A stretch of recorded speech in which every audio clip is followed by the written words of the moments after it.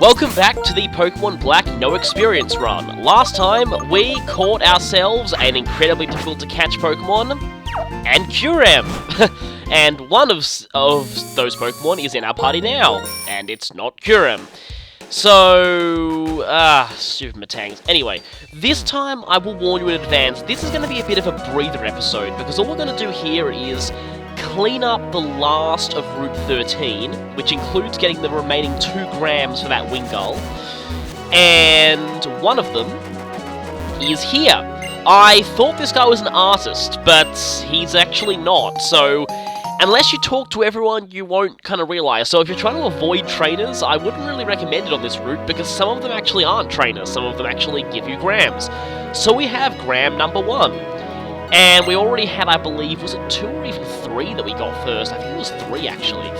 But anyway, down here we have a fisherman, and we have a parasol lady.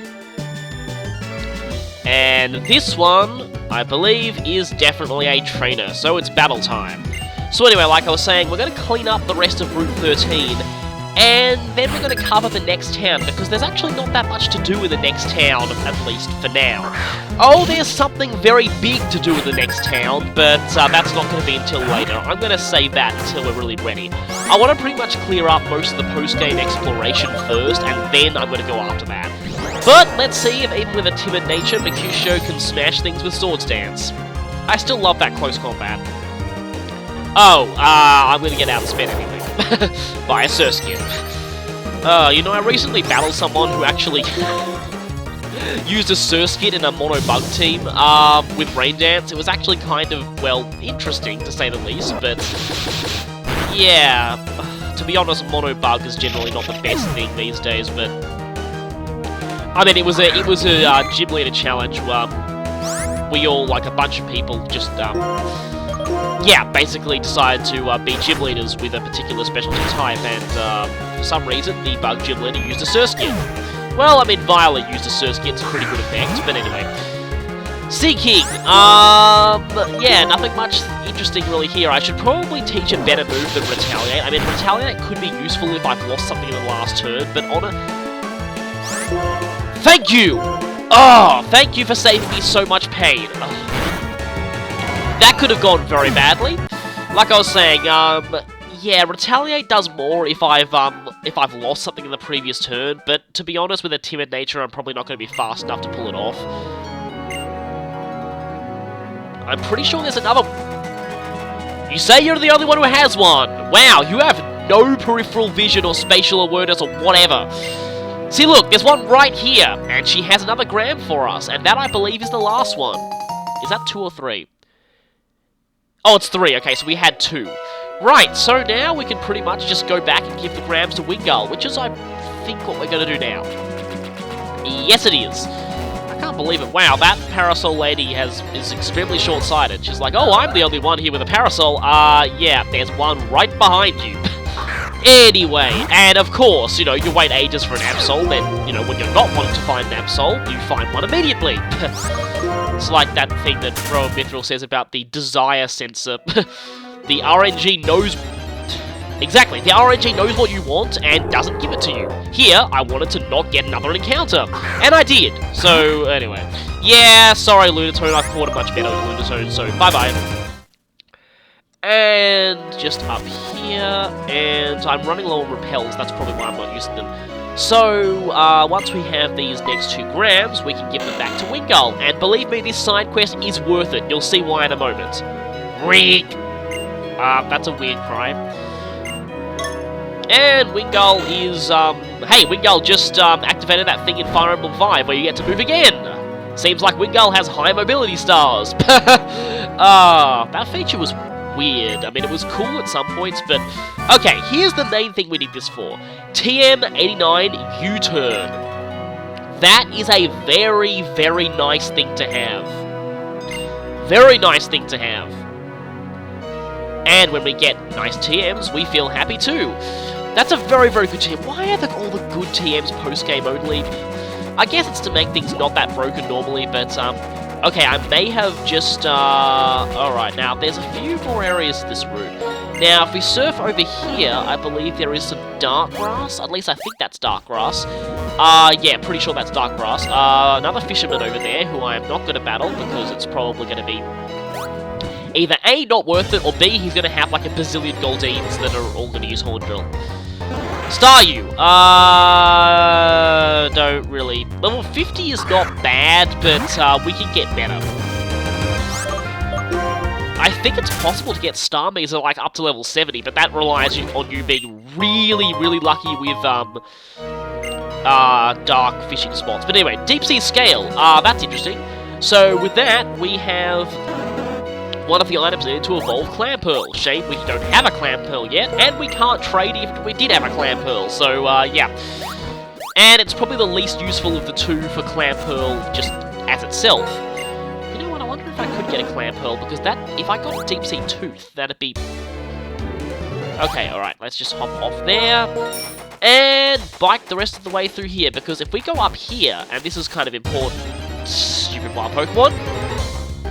Hi, Tangela. I may have already said this, but you can get Tangrowth in Shaking Grass here, but they're much lower level, so, bye-bye, Tangela.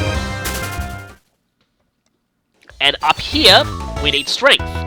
But if we do use Strength, we do not want to push it sideways, we want to push this directly down. Otherwise, if we push it one more step that way, we'll be screwed. So down, into the hole, and we get ourselves TM Psychic. Definitely worth our while. Yeah, very, very useful TM that. So, yeah, again, what is it with all the good TMs being post-game only? And trust me, we'll really be seeing that later, because there's another area where, well, let's just say there are a lot of really good TMs there, and it looks like I've actually just totally skipped the Elemental Hyper Beam house. Not sure if I showed that place before, but it's really not that important, because, you know, the Elemental Hyper Beams suck. So, anyway. Oh, really? Haha, the moment you say that, you're just tempting fate there. Twins, Emmy, and Lynn. What do you got? What you got? Oh, of course you would. Plusle and Minor. Yeah, the classic combo of not very good stat-wise Pokemon. I mean, Plus and Minus are alright, and I've seen Plusle and Minor do decent things. Generally it relies on getting rain set up and then spamming Helping Hand and Thunders, but it's pretty gimmicky, but I mean, it can work, but it's mostly just done for entertainment value, really, just for, you know, quote-unquote lethal joke characterness. And so what Really? Really? You're using that when you got... Okay, yeah, for those of you who don't know, Trump Card is one of the most obscure moves in the game. Oh, that could be bad. Trump Card has 5 PP, and its power depends on how much PP that it has left at the time you use it. It's actually strongest when you have lower PP, and I actually tried using it on a Choice Spec set on a Jolteon at one point. It's kind of stupid, especially considering that if you choice yourself into it, they can just switch a Ghost in, but, I mean, it's I guess it can be alright. Yeah. So, okay, so this is going to be a bit stronger. I mean, at max power, it's actually pretty... Anyway, and now I pull the combo that I wanted to do. Switch into Flying type, and annihilate everything with Earthquake. Yeah, you totally deserve that for attempting to use Last Resort when it wasn't even your last move. Yeah, the AI, what is it with that? So couldn't you just set some kind of flag saying only use Last Resort if you have used every other move at least once? Yeah, I mean, I'm not blaming them really, because, I mean, that just gives me a free turn.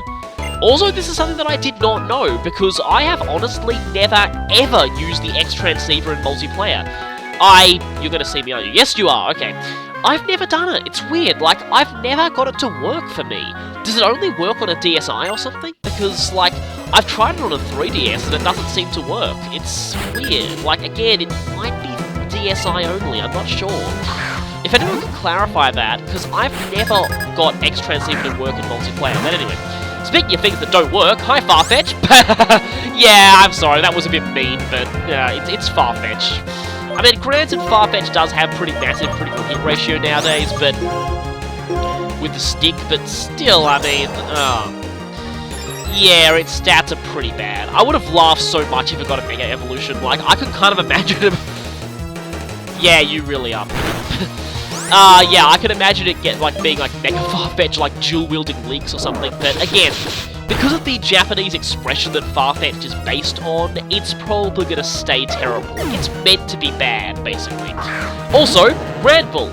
You're about to see something interesting, and it's not intimidating. Watch this.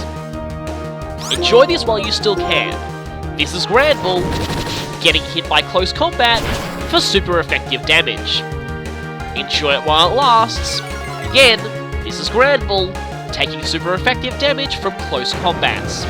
Enjoy it while it lasts. This is the last generation you will ever be able to see that. Because starting next generation, it's going to be the opposite. Close combat is going to be not very effective. Oh boy, did that play havoc on my muscle memory when I first played Gen 6. I'm like, oh look, it's a Grand Bull! Punch it! No. Yeah. That ended badly. Oh, and it's a, Socialite? Or is it... I think Matron is, Battle Rebel. No, it's XD. Whatever, the female gentleman, basically. Old rich lady. Old rich lady. Yeah, that's what I'll call them. Old rich lady. And I always associate this class with using chat-ons, because, yeah, they used, there was a particular rich couple in the Platinum who could just rebattle again and again and again and gave you enormous amounts of money. And one of them had a chat-on. Oh, wait, actually, no, was that the man who had the chat-on? Because I know that one of them had a Rosilia, and I'm pretty sure it would have been the lady who had the Rosilia. But this lady has a, cricket toss. Yeah, please don't use bind. Oh, it's gone anyway. Wow, one surf from... Anyway. Oh, that's not much better. Hi, pathetic thing that only has a 1% chance of showing up in the first area it appeared in, and as such, most people didn't know it even existed. Yeah, Chimecho. Seriously. Why, of all things, did they give Chimecho a pre-evolution? Its stats were already befitting of a pre-evolution. I mean, they could have given it an evolution. I mean, they could have even made Bronzong its evolution or something, but really? Really? They gave it a pre-evolution of all things? I mean, it was already bad enough as it is. Yeah, Chingling is just one of those Pokemon that I just honestly do not know why it exists. It's like, why? Why? Okay, warning. You're about to see something, kind of interesting. Yeah, warning. Suddenly it's nighttime. Now, the reason for that is that while I did record the rest of that last part fine, I, for some reason, forgot to save, so I had to actually redo it at a different time, so now that's why it's night. And don't worry, I went and collected all the TMs again. Thankfully, it's not that bad and no experience run, because you don't have to rebattle the trainers, because you get nothing from battling the trainers. Well, except money, but anyway. The lapping waves at Undella Town make a sound that people treasure. Interesting. In the summer, many tourists come to swim in the clear ocean. Not to see Cynthia in a swimsuit. No, totally just to swim in the ocean. And that, yeah, you'll see if we go there in summer. There's a very weird reference here. Why are they advertising Driftvale Market? And the outbreak is somewhere that I can't go. I mean, again, the outbreaks are not really all that.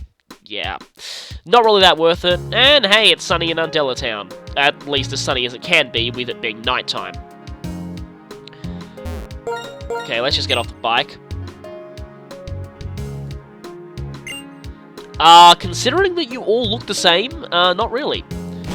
I honestly can't believe why the anime hasn't done a joke, hasn't made like the gate people like Nurse Joy siblings. That'd be kind of funny. But anyway, here we are in Undella Town, the town of rippling waves. You'll notice the music is very quiet and peaceful. I quite like it. But, being quiet and peaceful, it means that the town itself is going to be... Okay.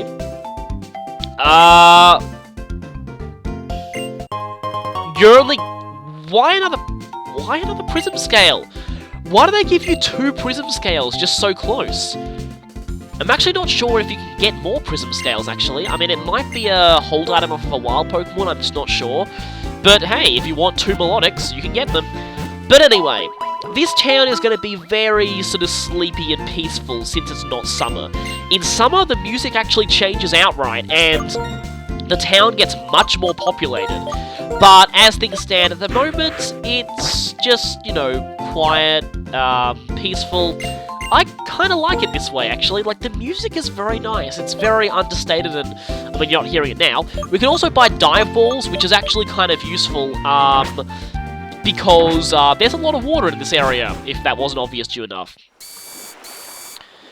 So, yeah, it's very relaxing, this place. Of course... yeah, you kind of lost it at a lot of water. But... you do want to talk to this girl, because she gives you the HM Dive.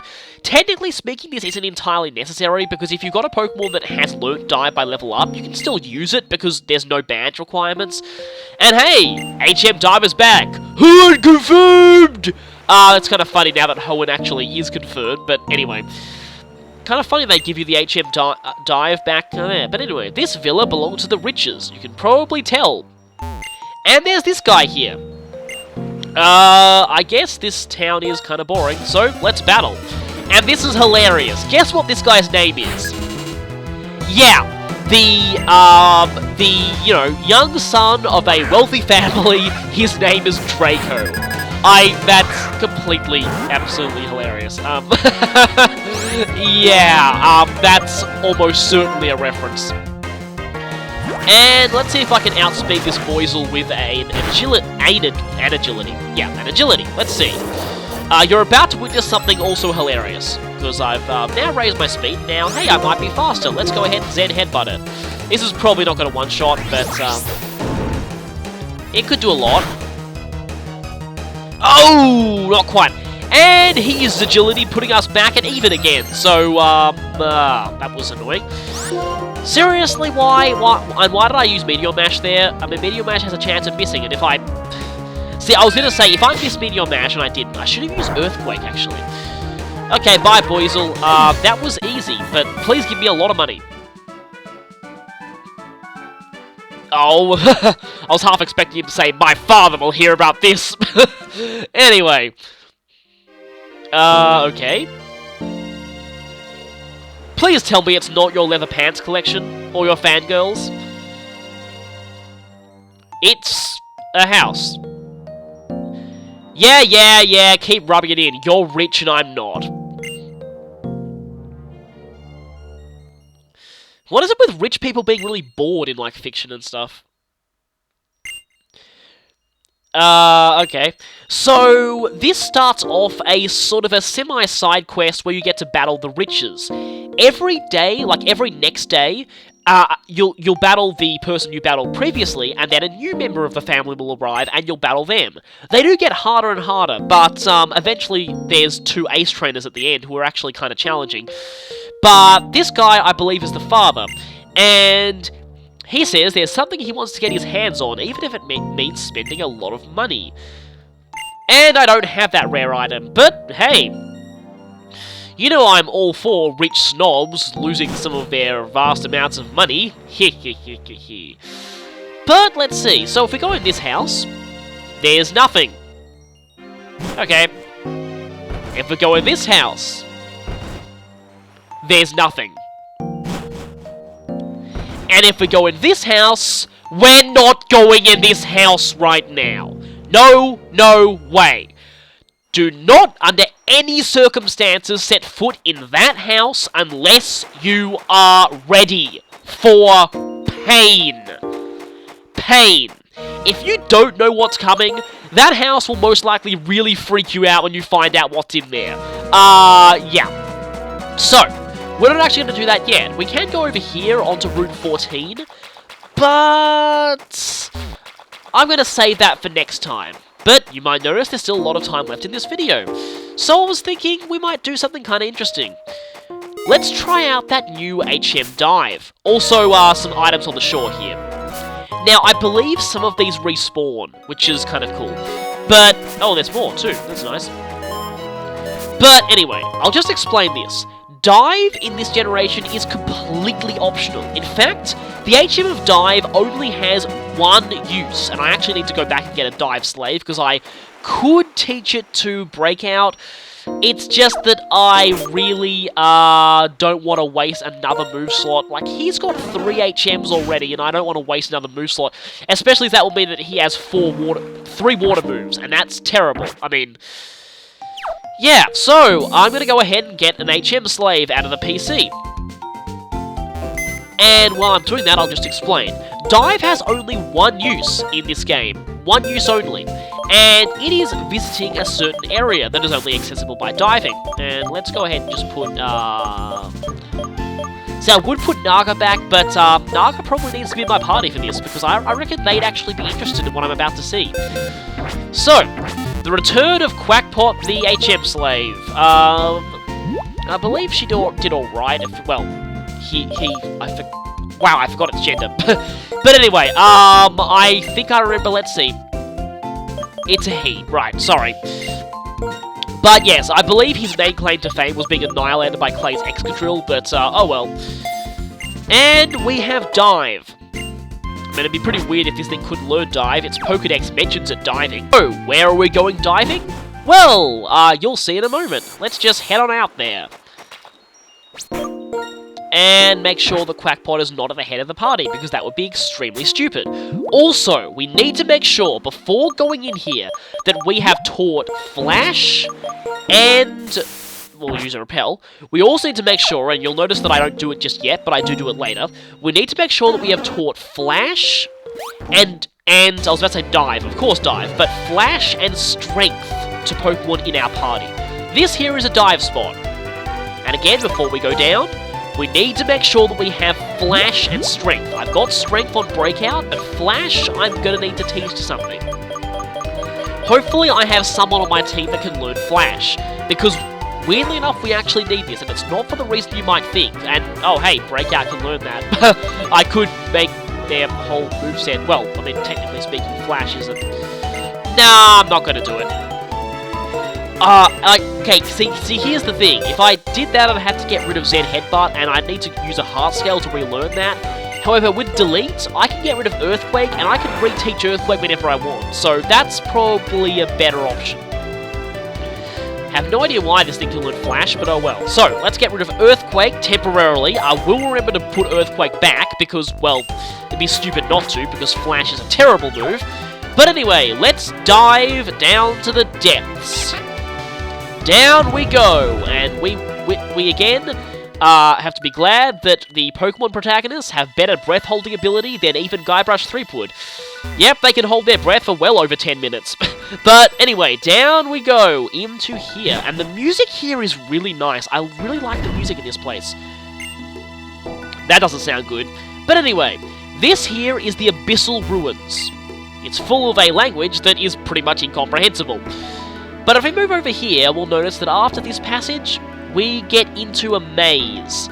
And here's where things get really annoying. You see, I'm trying to follow a map here. And the map is courtesy of Mariland.com, although actually it's not actually his. He got it from someone else. And you might notice me fumbling around a little bit just to make sure that because the map isn't entirely accurate as to what, like, the actual layout of this place. And as you can see, without a map, you're pretty much screwed here.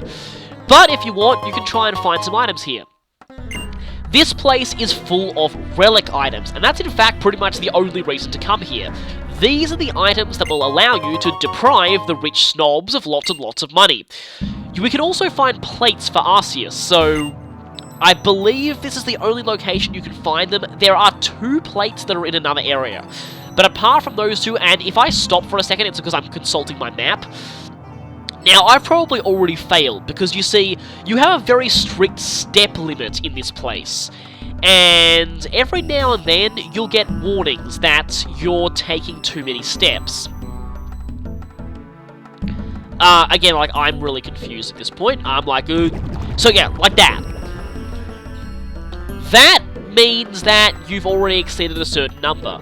And at this point, I kind of realized I'm already screwed. I'm not going to be able to get through this, so I am just going to pretty much take what I can and just get out. Because you have to get through this first floor within a very strict certain number of steps. You have to get through here in 190 steps or less. Otherwise, it won't let you progress to the next floor. So, anyway, there's no wild Pokemon down here, it's all purely for treasure, which is why I warned you this episode was just going to be a bit of a breather. But I thought I'd show this off because, well, some other playthroughs of Black and White haven't really, Oh, that doesn't sound good. Okay, that's very bad. That means that, that it's about to... Relic Statue sells for quite a bit. But anyway, I've noticed that a lot of playthroughs of this game don't really fully show areas like this, so I wanted to kind of show this off. Okay, now, this is the pillar that should take us to the next floor. It's not moving, and that means we were too slow. And this is what happens if you run out of steps. The water just forces you out. Oh, that was an epic fail and a half, but... this time, hopefully things will be different. At least we managed to get a couple of items. And the thing is, you cannot get every single item in one pass. Now, all I'm really concerned about is getting to the end of this place and getting the final item. That's all I'm concerned with. I'm not going to get everything, because that would just take way too long. It's impossible to get everything in one go. But basically, you need to head on through here, and I think this time I follow the map correctly. Now, interestingly, if you actually can understand this text, it actually tells you a few interesting things. It actually hints to you how you get through this.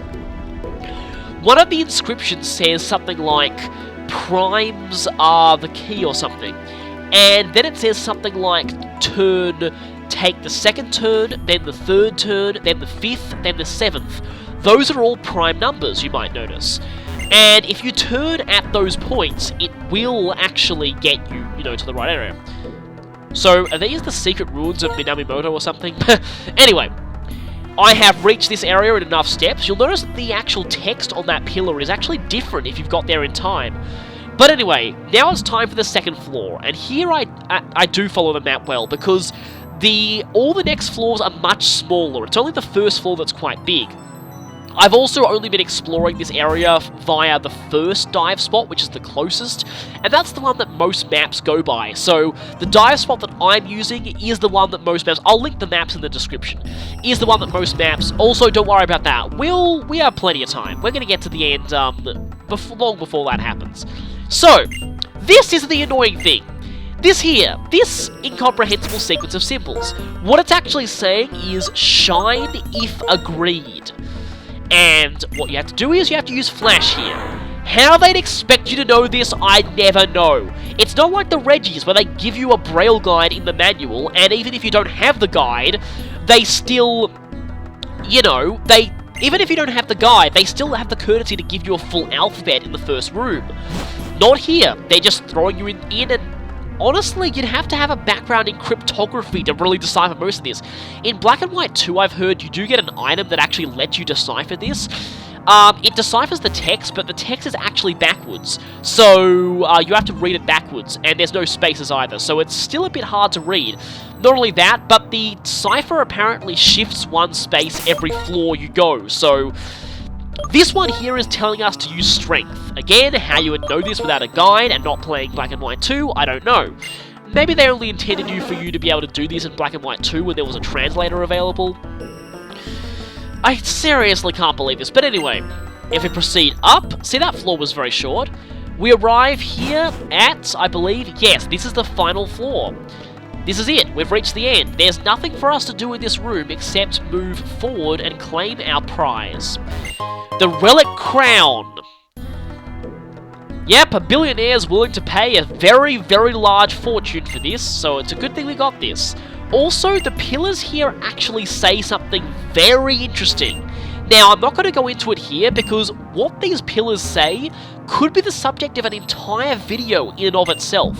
I might actually make one of those eventually because it's actually really interesting. There's actually a couple of completely untranslatable symbols here. You can actually go back down between floors. Now, I might be able to get myself one more item before I'm forced out. I'm not going to count on it, though. There's nothing really left to do except run around until you run out of time. But I got a relic band. That's pretty nice. Anyway, there's a couple of symbols that are completely untranslatable, and what's even more interesting is that those untranslatable symbols, they actually change depending on what version you're playing, which implies something, well, very interesting. And again, I might want to make a whole video talking about it, because it's really interesting. Anyway, one of those great poker mysteries, you know? So, speaking of great poker mysteries, why is it that you always find a wild Pokemon when you take one step and you're... My time in the ruins has driven me mad, I think. Anyway, please no more. Thank you. Okay. Right then, you can actually get some quite interesting Pokemon in Undella Bay, especially in the rippling water. Like, you can get really good Starmies and Wailords and stuff like that, but... For the time being, though, we're going to unload all of our treasure and get out of here. So, let's just put you back in the party. And we're not going to need Crackpot, but at least Crackpot will be remembered as a hero for helping explore some ancient ruins and get ourselves a huge amount of cash. Believe me, you're about to see this. Like, I didn't get anywhere near close to the greatest amount of money you can possibly get out of this place. Now, the problem is, remember that every single item you get in these ruins does not respawn. They are one use only. Once you sell them once, you never get them again. So they're a one-time source of cash only. Let's take one last look at them. We have ourselves a couple of relic vases, relic band, relic crown, and relic statue. We also have a few relic silvers, and I actually forgot to sell those. So, they all pretty much have the same item description, but they do sell for enormous amounts of money, especially this relic crown. Now, again, in a normal playthrough, I would only recommend using these as an emergency source of cash if you have no other option, because you only ever get them once. And you never get them again. Now, there's a total of, I believe, over 1,300,000 to be got from selling everything in the ruins. So this relic crown alone, I mean, yes, the innermost part of the abyssal ruins. But I could sell it to him for... That's a lot of money. Keep this for myself. Deprive rich jerk of enormous amounts of money. Okay, like it's not like I have anything against real life rich people, but I mean, X and Y, stupid Parfum Palace has led me to dislike rich Pokemon in the Pokemon universe. At least this guy's willing to actually give you some of his money if you give him certain things. And interestingly enough, the relic relic crown selling is automatic, but everything else you actually have to manually go into your bag and sell him. But we're getting a lot of money out of this, you can see. I mean, these items sell for a lot. And hey, it looks like this guy has his own private museum, so, well, I guess these things belong in a museum. So, I guess you're giving them a good home. Anyway. And let's just check how much money we have. Yep, that's a lot of money. We pretty much are never going to need to worry about money ever again. And on that note, I will see you all next time.